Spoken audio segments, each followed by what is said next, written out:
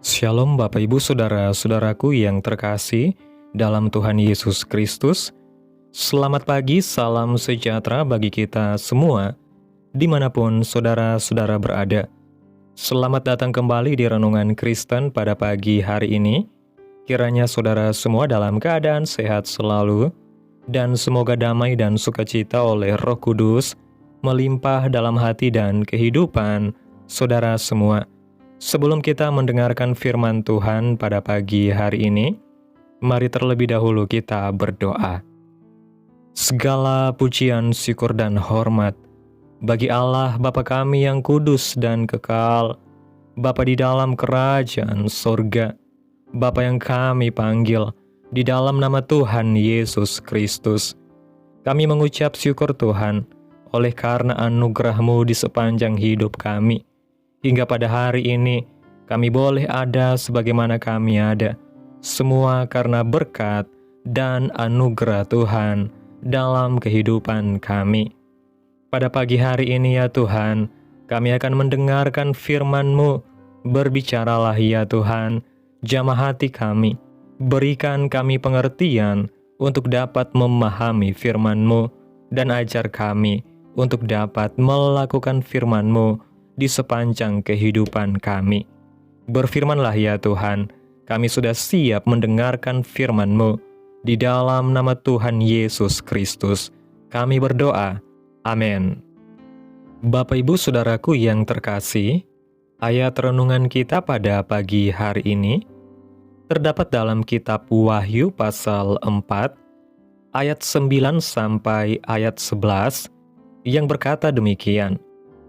Dan setiap kali makhluk-makhluk itu mempersembahkan puji-pujian dan hormat dan ucapan syukur kepada Dia yang duduk di atas tahta itu dan yang hidup sampai selama-lamanya, maka tersungkurlah ke-24 tua-tua itu di hadapan Dia yang duduk di atas tahta itu, dan mereka menyembah Dia yang hidup sampai selama-lamanya, dan mereka melemparkan mahkotanya di hadapan tahta itu, sambil berkata, "Ya Tuhan dan Allah kami, Engkau layak menerima puji-pujian dan hormat dan kuasa, sebab Engkau telah menciptakan segala sesuatu, dan oleh karena kehendak-Mu, semuanya itu ada dan diciptakan." Bapak Ibu Saudaraku yang diberkati Tuhan, dalam kitab Wahyu pasal 4 dan 5, kalau kita membaca dan menyaksikan suatu pemandangan yang indah dan semarak di sorga. Melalui dua pasal ini kita dapat menyimak suasana ibadah sorgawi yang luar biasa mulia dan kudus. Ternyata kebaktian di sorga didominasi oleh pujian dan penyembahan. Beribu-ribu laksa penduduk sorga mengelilingi tahta Allah yang bersentral pada anak domba Allah, yaitu Tuhan Yesus Kristus. Mereka terdiri dari setiap suku, setiap bahasa, setiap kaum, setiap bangsa yang pernah bermukim di dunia, yaitu orang-orang yang telah ditebus oleh darah Yesus. Mereka mempersembahkan puji-pujian, hormat, dan ucapan syukur kepada Dia sebagai korban kepada Tuhan. Mereka menyembah atau proskuneo kepada Tuhan Yesus Kristus. Bapak Ibu Saudaraku yang diberkati Tuhan, berbicara mengenai penyembahan, bagaimana keseluruhan hidup kita merupakan korban di hadapan Tuhan sebagai bentuk ucapan syukur atas segala karunia yang Tuhan sudah berikan dalam hidup kita. Apa yang disebut sebagai penyembahan sesuai firman Tuhan? Yang pertama, penyembahan adalah korban. Kata worship atau penyembahan pertama kali muncul di Alkitab dalam kitab Kejadian pasal 22 ayat 5 yang mengatakan, kata Abraham kepada kedua bujangnya itu, "Tinggallah kamu di sini dengan keledai ini. Aku beserta anak ini akan pergi ke sana. Kami akan sembahyang. Sesudah itu kami kembali kepadamu." Abraham mempersiapkan korban yang terbaik dari hidupnya dan pergi untuk sembahyang kepada Tuhan. Dan inilah sebagai bukti penyembahan Abraham yang mengorbankan segalanya buat Allah yang hidup tanpa dipengaruhi keraguan, tanpa rasa rugi dan hitung-hitungan kepada Tuhan, dan tidak dipengaruhi kondisi hati dan keadaan yang terjadi saat itu. Kita perlu mempersembahkan hidup kita seutuhnya sebagai korban di hadapan altar atau mezbah Tuhan. Penyembahan yang berkenan kepada Tuhan tidak bergantung event, kondisi hati, emosi, bahkan keadaan kita saat ini. Justru saat kita merasakan kondisi yang kurang baik, tetapi kita tetap mengambil keputusan untuk menyembah Tuhan dan hidup dalam kebenaran, itulah korban bakaran dan penyembahan kita yang sejati. Dalam kitab Mazmur pasal 73, kita dapat belajar dari pengalaman Asaf sebagai seorang pemuji dan penyembah Tuhan di bait Allah yang merupakan keturunan orang Lewi atau pelayan Tuhan. Pemazmur hampir tergelincir terjatuh karena melihat keadaan orang fasik yang sepertinya baik-baik saja dan diberkati. Bahkan di ayat-ayat selanjutnya, pemazmur dalam kondisi hati yang pahit dan lemah. Tetapi pemazmur tetap mengambil keputusan untuk memuji dan menyembah Tuhan. Dalam kitab Mazmur pasal 73 ayat 25-26, pemazmur mengambil keputusan dan berkomitmen untuk tetap menyembah Tuhan. Dia katakan, "Siapa gerangan ada padaku di sorga selain Engkau? Selain Engkau tidak ada yang kuingini di bumi. Sekalipun dagingku dan hatiku habis lenyap, gunung batuku dan bagianku, tetaplah Allah selama-lamanya." Kisah lain kita dapat belajar dari pengalaman Raja Daud. Ketika Daud lari karena diancam Absalom anaknya, Daud naik ke Bukit Zaitun tanpa menggunakan kasut dan sampai ke puncak, ke tempat orang sujud menyembah kepada Allah. Maka datanglah Husai orang Arki, mendapatkan dia dengan jubah yang terkoyak dan dengan tanah di atas kepala. Kita belajar untuk tetap menyembah Tuhan dalam keadaan apapun yang kita alami seperti Daud, tetap berkeputusan datang bersujud menyembah Tuhan. Dan inilah penyembahan sebagai korban bagi Tuhan. Yang kedua, pujian, penyembahan, dan ucapan syukur merupakan deklarasi kita kepada Tuhan. Seringkali dalam setiap ibadah kita menilai pujian dan penyembahan hanyalah sebuah pemanasan sebelum kita mendengarkan khotbah, sehingga kita mungkin datang terlambat atau seenaknya dalam memuji dan menyembah Tuhan, sesuatu yang tidak penting. Ini salah. Pujian dan penyembahan adalah momen di mana kita bisa memberi ucapan syukur kita kepada Tuhan, membawa korban syukur kita di hadapan Tuhan, dan memberikan yang terbaik dalam kehidupan kita kepada Tuhan.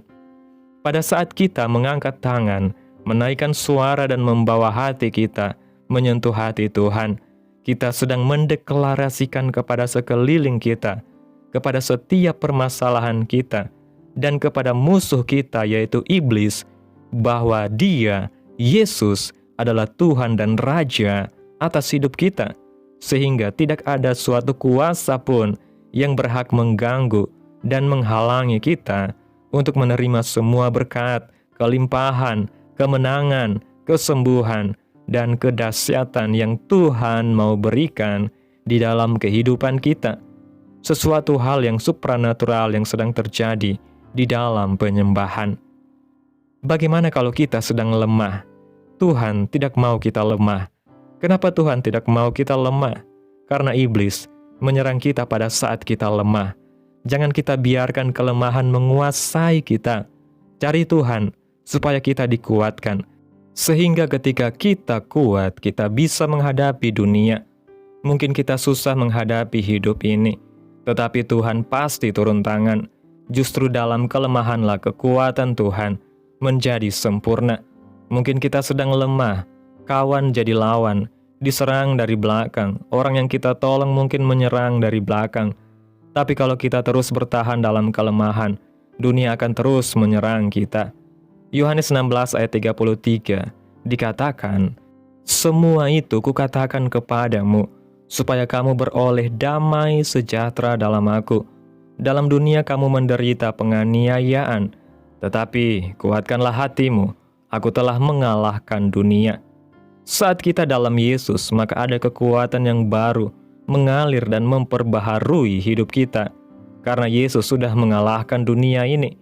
Itu sebabnya saat kita lemah, teruslah mengucap syukur, katakan Tuhan itu baik, menyembah dengan meninggikan, menyanjung nama Tuhan, mengangkat tangan saat memuji dan menyembah, bermazmur, bernyanyi, berkata-kata dalam pujian sebagai deklarasi kita. Yang ketiga, penyembahan mengubah hidup kita. Mengetahui tentang penyembahan tidak akan berdampak apapun, tetapi menyembah Tuhan akan mengubah hidup kita. Dalam Injil Yohanes pasal 4, ayat 23 dan 24, di sana dijelaskan bahwa sebab Bapa menghendaki penyembah-penyembah yang menyembah Bapa dalam roh dan kebenaran. Di dalam Alkitab terjemahan bahasa Inggris, kata menghendaki ditulis dengan kata mencari. Jadi Tuhan mencari penyembah, bukan sekedar untuk penyembahannya. Tuhan tidak tertarik dengan kemegahan acara ibadah, tetapi Tuhan mencari penyembah, Tuhan mencari saudara. Ketika kita datang ke rumah Tuhan, kita bukan mau melihat konser yang megah, pemimpin pujian yang dahsyat, atau pembicara yang luar biasa. Jika itu yang kita lakukan, kita tidak akan mendapat upahnya. Lakukan penyembahan dengan cara saudara sendiri. Alami perjumpaan pribadi dengan Tuhan. Kita tidak perlu meniru gaya orang lain, karena setiap kita berbeda. Tuhan juga tidak menilai gaya orang per orang di dalam penyembahan. Yang diperlukan bukan gaya penyembahan, tetapi kedekatan kita dengan Tuhan sebagai hasil dari penyembahan tersebut. Cara pandang kita diubahkan begitu kita dekat dengan Tuhan, sehingga kita mulai mengerti cara kerja Tuhan. Perempuan Samaria yang mengalami perjumpaan dengan Yesus mengalami perubahan hidup. Dalam Yohanes pasal 4, ayat 14-24 menjelaskan bagaimana perempuan ini bercakap-cakap dengan Yesus, dan melalui perjumpaan dengan Yesus, maka perempuan ini mengalami perubahan hidup. Penyembahan membawa kita lebih dekat dan mengalami Tuhan setiap hari, dan hidup kita pastinya ada perubahan sesuai kehendak Tuhan. Penyembahan akan membuat kita intim dengan Tuhan. Ketika kita intim dengan Tuhan, kemuliaan Tuhan menular kepada kita. Contoh, Musa saat mengalami perjumpaan dengan Tuhan. Dalam kitab Keluaran pasal 34, ayat 29-30 di sana dijelaskan bahwa wajah Musa penuh dengan kemuliaan Tuhan. Bukan hanya kemuliaan Tuhan, kasih karunia dan damai sejahteranya, serta kuasanya Tuhan akan diberikan kepada kita untuk menghancurkan pekerjaan iblis. Ini menegaskan bukan karena kita hebat, tetapi semata-mata karena Tuhan. Di samping itu, perkenanan dan belas kasih ilahi pun turun atas kita. Amin. Tuhan Yesus memberkati. Demikianlah renungan firman Tuhan pada pagi hari ini. Biarlah menjadi berkat bagi kita semua dan dapat kita lakukan dalam setiap kehidupan kita. Pada hari ini sebelum kita memulai segala aktivitas kita di hari ini, mari kita berdoa. Segala pujian, syukur, dan hormat, serta kemuliaan bagi Allah Bapa kami yang kudus dan kekal, Allah yang mulia dan ajaib, Bapa di dalam nama Tuhan Yesus Kristus. Kami bersyukur Tuhan atas pertolongan-Mu, penyertaan-Mu, serta atas berkat-Mu dalam hidup kami. Kami berbahagia dan bersyukur atas kebaikan Tuhan dalam hidup kami. Tidak pernah berkesudahan kasih setia Tuhan, tak habis-habisnya rahmat-Mu, selalu baru tiap pagi. Besar kesetiaan-Mu Tuhan dalam hidup kami.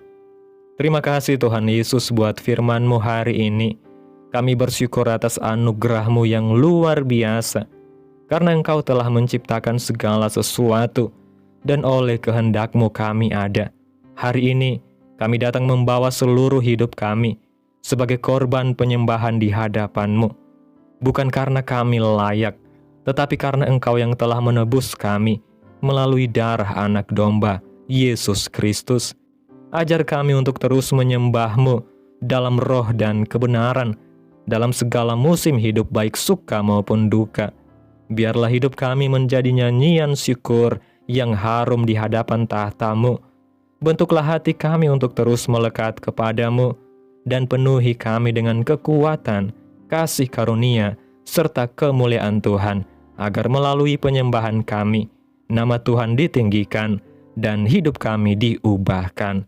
Terima kasih buat firman-Mu, tanamkan dalam hati kami, dan mampukan kami untuk dapat melakukan firman-Mu sesuai dengan kehendak-Mu. Biarlah perkataan firman-Mu terus menyegarkan jiwa kami, menghidupkan hati yang lemah dan lesu, dan membangkitkan harapan dan kasih. Berkati umat-Mu yang sudah mendengarkan renungan firman Tuhan pada hari ini. Berkati di setiap saat, tempat, dan kondisi hidup mereka, agar senantiasa selalu merindukan dan membutuhkan firman Tuhan sebagai pelita kebenaran yang memerdekakan dan penghiburan yang menguatkan. Ajarilah kami bahasa firman-Mu, dan bimbinglah kami untuk selalu hidup sesuai kehendak-Mu, agar kami selalu dekat kepadamu. Terima kasih Tuhan Yesus buat kesempatan hidup yang masih Engkau berikan. Kami mau pakai untuk hormat dan kemuliaan nama-Mu. Segala pergumulan dan persoalan hidup kami serahkan di dalam tangan Tuhan.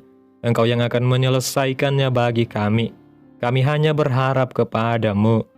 Hamba berdoa ya Tuhan, buat umat-umat-Mu yang sudah mendengarkan renungan pada hari ini, yang saat ini sedang mengalami sakit penyakit, pergumulan masalah, kebutuhan ekonomi.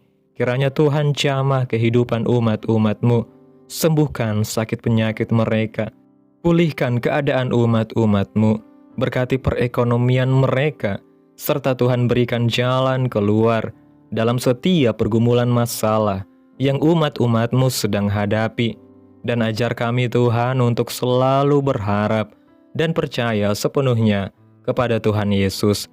Kiranya Tuhan Yesus terus memberkati kehidupan kami, keluarga kami, sanak saudara kami, daerah tempat tinggal kami, bangsa dan negara kami, pemerintah kami. Biarlah semuanya dalam perlindungan-Mu ya Tuhan, dan jadilah sesuai kehendak-Mu yang terbaik dalam kehidupan kami. Pada hari ini Tuhan, kami anak-anak-Mu akan melakukan berbagai aktivitas. Kami akan bekerja dan menjalankan tanggung jawab kami. Kiranya Tuhan yang mampukan.